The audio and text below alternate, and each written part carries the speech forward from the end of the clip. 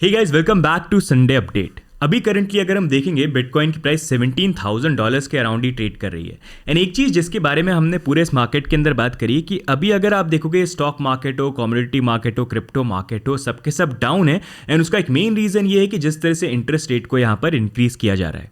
अब लास्ट यहाँ पर जो FOMC की मीटिंग हुई और CPI के नंबर्स भी आए, वहाँ पर उन्होंने बोला कि इन्फ्लेशन थोड़ा अब कंट्रोल में आ रहा है, तो अब हमको इंटरेस्ट रेट जो इतना अग्रेसिवली हम राइज कर रहे थे शायद स्लो डाउन हम कर सकते हैं।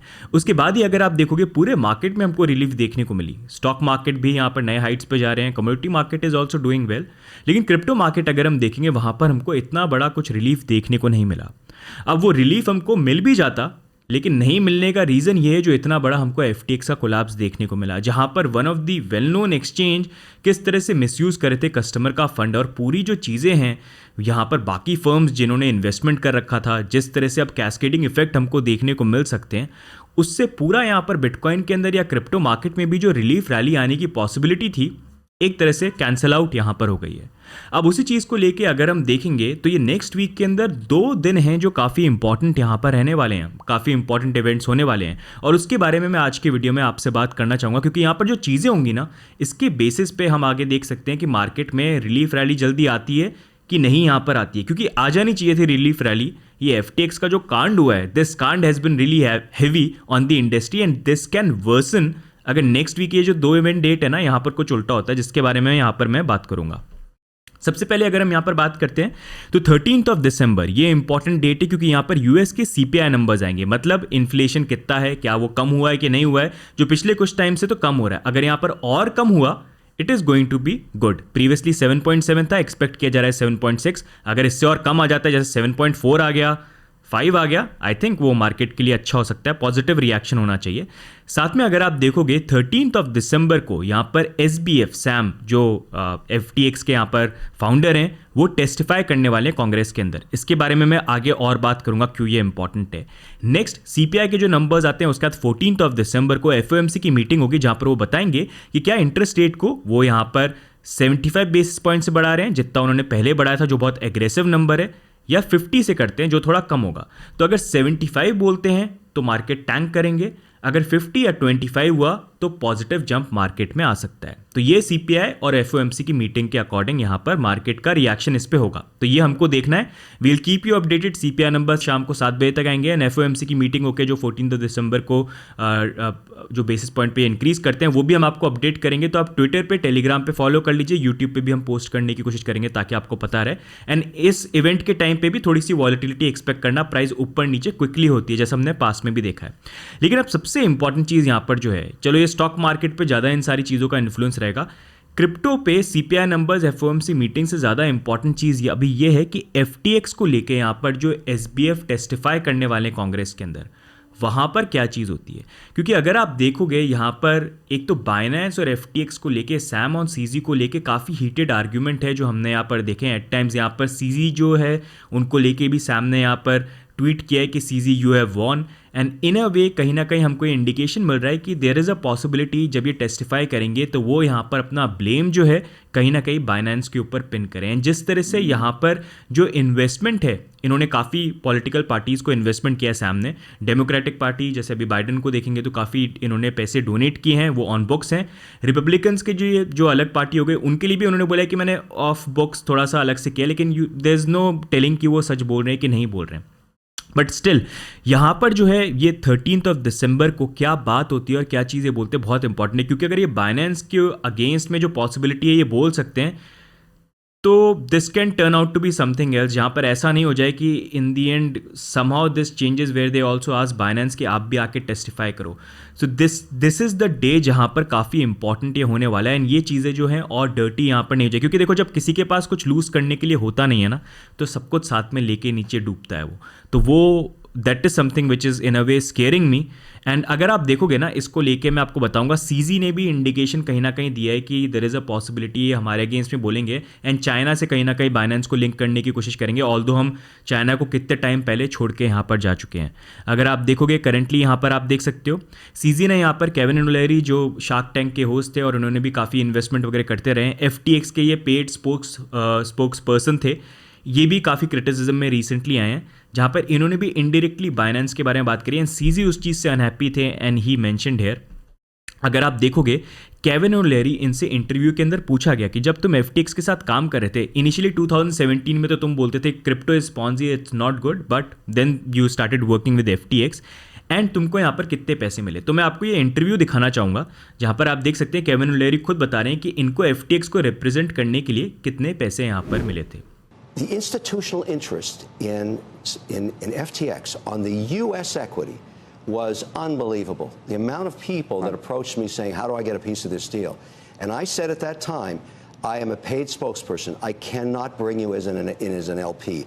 Not a single dollar that I lost is anybody else's money except mine. That's important for me because that's an issue. How much were you paid? Total deal was just under $15 million, all in. I put about 9.7 million into crypto. I think that's what I've lost. It's all at zero. I don't know because my account got scraped a couple of weeks ago. All the data, all the coins, everything. So then I lost the money I invested in the equity as well. Those are zeros too. It was not a good investment, Andrew. Okay, I don't make great investments all the time. Luckily, I make more good ones and bad ones, but that was a bad one. तो जैसा यहाँ पर इन्होंने बताया कि FTX ने इनको around $15 million के अराउंड पे किए थे, जिसमें से काफ़ी जो है इन्होंने एक तरह से यहाँ पर लूज़ कर दिया। लेकिन साथ में अगर आप यहाँ पर देखोगे ये इनकी सैम से भी कॉन्वर्जेशन हुआ और उस कॉन्वर्जेशन के अंदर अगर आप देखोगे बाइनेंस के बारे में बात हुई कि यहाँ पर जो डाउनफॉल है वो बाइनेंस के कारण FTX का यहाँ पर चालू हुआ। तो अगर आप देखोगे ये पार्ट भी थोड़ा सा आप यहाँ पर नोटिस करिए। I learned, first of all, I said, what was the large drawdown of your capital? Where did the cash go?